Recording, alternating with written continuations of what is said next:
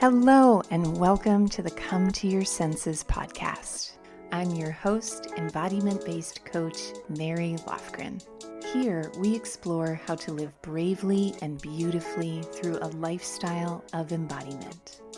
You'll hear gems to empower you around mindset, mindfulness, somatic psychology, and neuroscience, as well as beauty, food, style, and the art of slow living to meet your soul through the senses. I am so happy that you're here. Let's begin.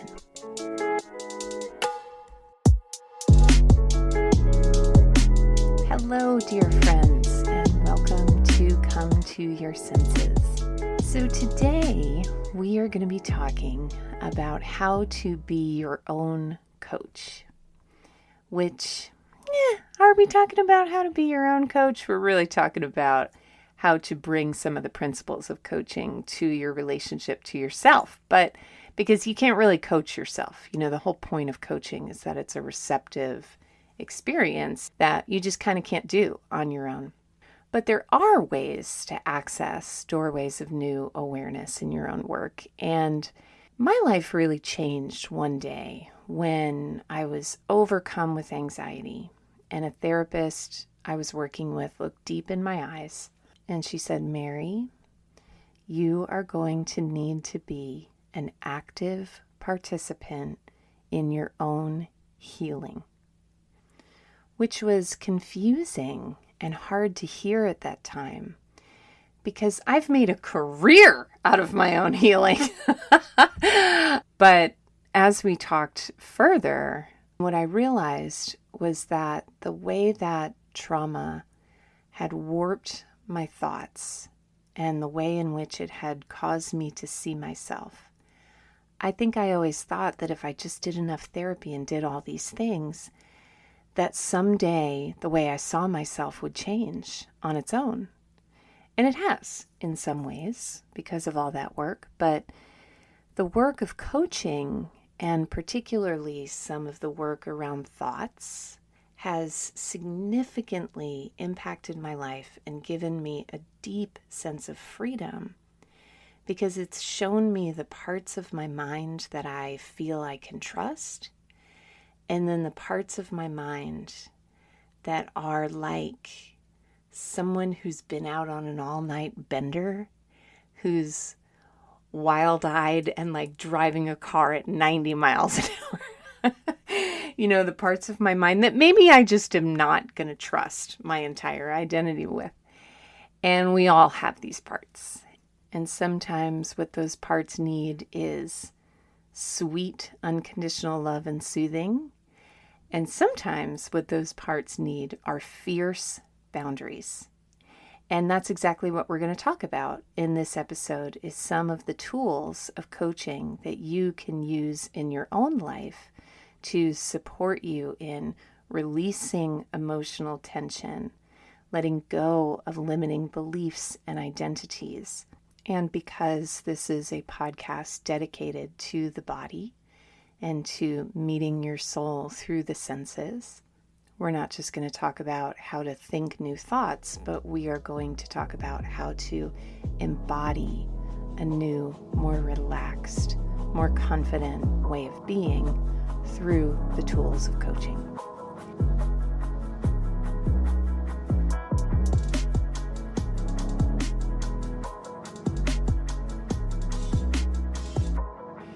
So where we'll begin is by just talking about what coaching really is, because I think the word coaching is kind of insufficient for what I have experienced in coaching clients and in receiving coaching. I have to say that the other day someone asked me, so tell me about what you do. And I said, I'm a life coach.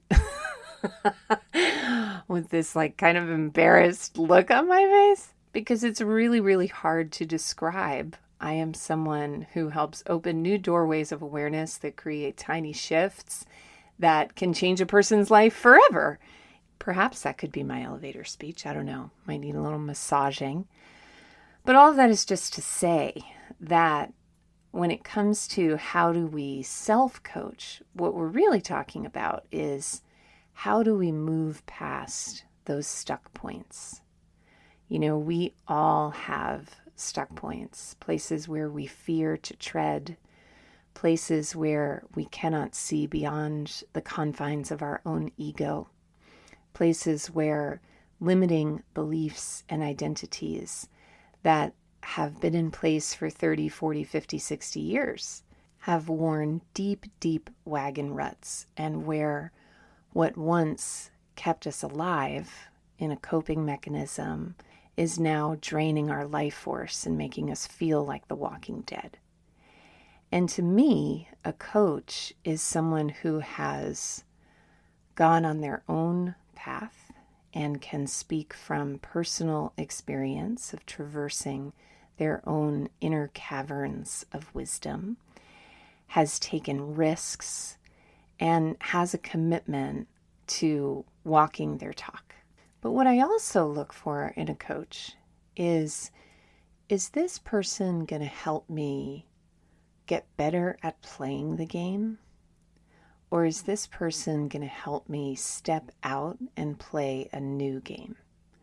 So, for example, one of my deepest values is living in a way that liberates myself and others from systems of oppression. And so if I hire a money coach, I am going to be very discerning as to whether or not that money coach is driving me deeper into the principles of capitalism, or if that person has really kind of done their work and is helping me improve my relationship with money to have an anti-capitalist approach inside of a system that I have to participate in if I want to live in this country and survive in this world. And so all of that is to say that the tools I want to share with you today are not the 5 ways you're messing up your life but don't even know it and how to fix them. Sometimes there can be this way of speaking in the personal growth industry where it's all about transforming your life and changing your life. And I was speaking to a client today and she was like, Mary, something I love about the way that you work is that you're kind of the anti-results. Like you get results, but the way that you go about it is without having an agenda around result, except for a deepening intimacy with who you really are. Because I believe that when you have intimacy with yourself and you can hear that quietest voice within, everything else in your life is a reflection of that. That's already happening. Whether you want it to or not, the quiet voice within is running your life. It's just like Carl Jung once said, we deal with the shadow consciously so that it does not deal with us in the unconscious. And I think that same principle is true when it comes to the loving inner voice of our deepest truth. And that when it's ignored or censored or neglected, it will ensure it gets your attention. It's just a matter of how. And so the first gem is to embrace tension. Probably not what you want to hear. Probably you want to hear how to fix your tension in 3 steps. And I want that too. If you really find that, please let me know. And I can give you some tools and some tips around that. Of course I can. But one of the biggest mistakes that I see clients making in their lives, one of the biggest wastes of time, is rushing towards solution. The tension, when it is embraced and felt and regarded not as good or bad, but simply as intelligence and information, is what holds the key to the solution. Desiree Attaway, who is a diversity and inclusion coach, teacher, facilitator, I'll put a link to her in the show notes. I was once listening to her speak about this in anti-racism work and talking about the 3 steps of awareness, analysis, action, and how for white folks in particular, there is the jump from awareness to action. Something's wrong. How do I fix it? But that when a person who doesn't understand the problem and hasn't listened to the people who are actually experiencing the problem goes to fix the problem, it just creates another problem and a deeper problem. And so the missing step there is the analysis, the listening. And when we pause and we take tension as just information, okay, body, what are you trying to tell me? Okay, I hear you. Not this. I once heard Liz Gilbert on a podcast talking about how she was in a relationship and she didn't know how to get out of it, but she knew she couldn't stay. And so she just started saying the prayer over and over again. Not this. I don't know what I want, but it's not this. And that is a very sacred prayer that has helped me and moved me along at many points in my life. But when you embrace that tension, that body awareness of not this, going a layer beneath that and a layer beneath that, if not this, then what? What would you like? What would you like to feel? You know, and this is why in embodiment coaching, we always start with where are these tight bundles of tension? And let's welcome them and go even a level deeper into them. We don't try to figure them out. We don't try to strategize them. We simply let your body feel them. And in that feeling and that welcoming, the tension releases, the life force illuminates, and the deeper truth and bigger aperture of solution is revealed. It is the closest thing I've ever seen to a miracle. It is incredible. And Embodied Intelligence Coaching opens for new clients on June 15th. If you would like to learn more about becoming a coaching client, you can head to schoolofsensualliving.com/coaching. The next gem is an exercise that I often hand out to clients. It's a really beautiful worksheet in the self-coaching library. And the self-coaching library is a collection of all of the tools. It's really just my personal trousseau of all of the tools that have stood out as the most impactful to myself and my clients in my 22-year career in the embodied arts. And that's also included when you become a coaching client, but I digress. And so one of the worksheets, it's so simple and you can do it on your own, which is taking a situation where you feel confused or you feel some frustration or tension and you can't quite find your way to the solution, and draw a circle in the center of the page. And on the top of the page, you write the situation. And then on the inner circle, you write all of the things that you can control about this situation. And outside the circle, you write all of the things that you can't control about this situation. And so let's say you're having a relationship issue. You can control how you respond. You can control the support that you get, how you take care of yourself, how you disengage. You know, all of these things and ways in which you can control how you show up in the relationship and how you take care of yourself around the relationship. Everything else about the relationship, about the other person, lives in another galaxy far, far away. And what I love about the circle in this exercise is that it represents to me a planet, and that this is my planet and this is mine to tend. And that when I'm in a state of frustration or anxiety or tension around something, it's usually because I am trying to jump off of my planet into the universe and I'm free falling. And my job, I think the spiritual discipline of being a self-aware person, is to keep bringing my awareness and my attention back to my planet, because the suffering in my life comes from trying to control the uncontrollable. Not the pain. Pain is just a fact of being a human. But most of my suffering comes from trying to jump off my planet and control the universe. And if you notice yourself doing that right now in your own head, great. I'm so glad you're already thinking about it. And I recommend that you stop and you don't continue the exercise until you get a pen and paper, because there is something magical about seeing it in front of your face in a very tangible way and writing it all down, that, the mind can get lost in the weeds around it and it can actually increase your frustration around the situation. So get that pen and paper, and I'd love to hear what you think.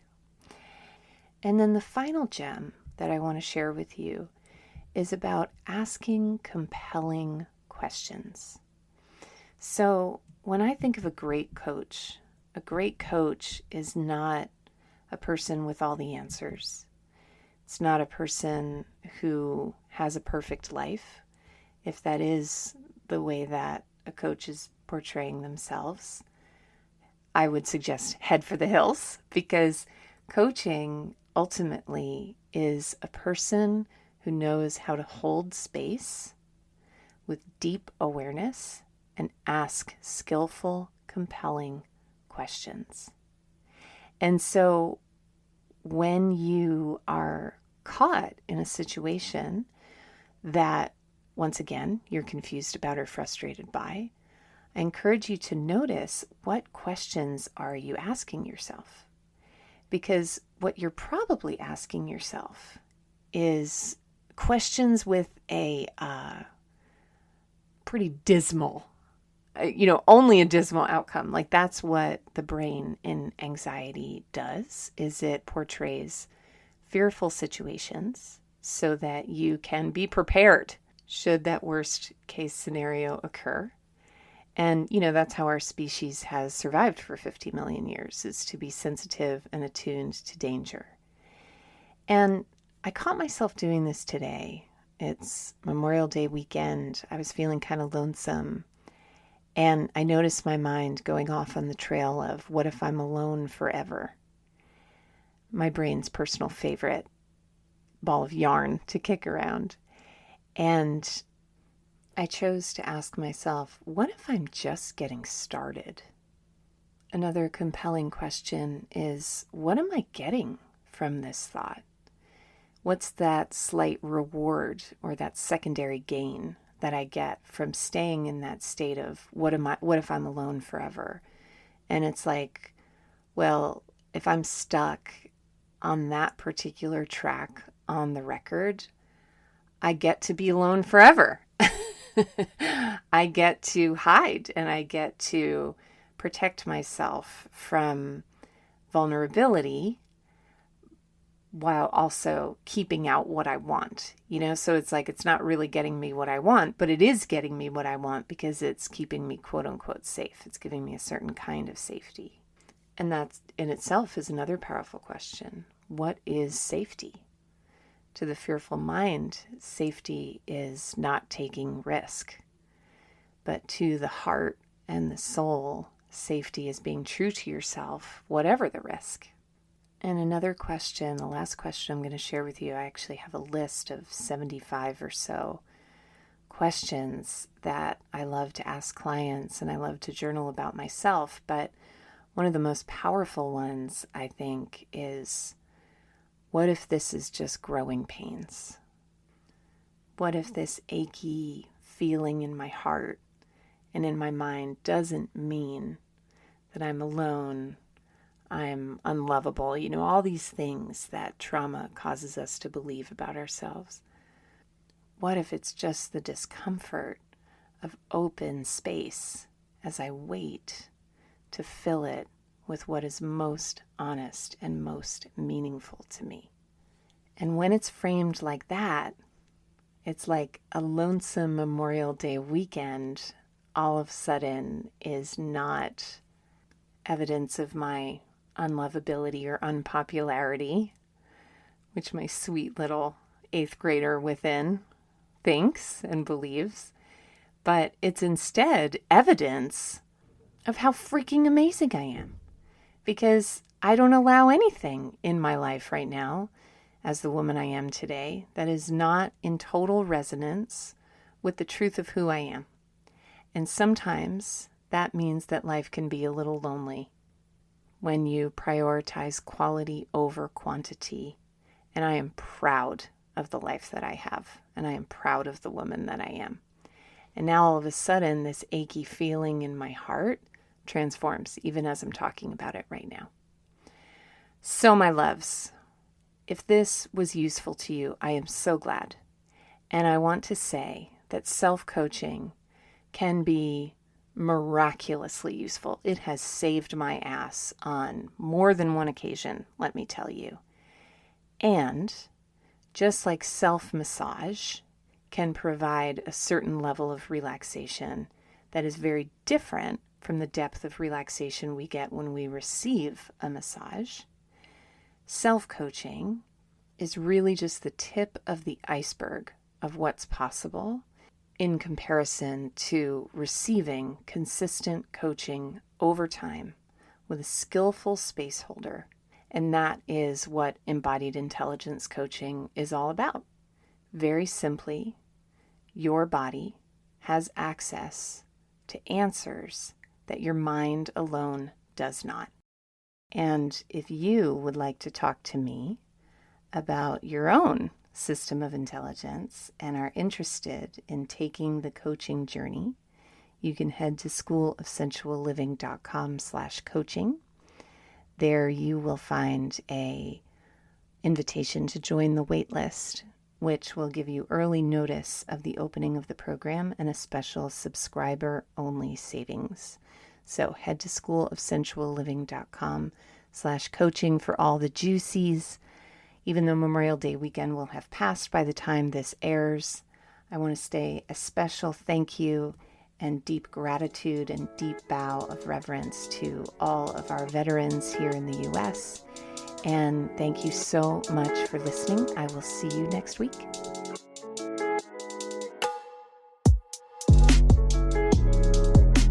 For coaching, classes, and community in creating a lifestyle of embodiment, head to schoolofsensualliving.com. There you'll find a free video series on how to reduce anxiety and intercept the stress response through powerful, confident body language. Head to schoolofsensualliving.com/confidence to watch your first video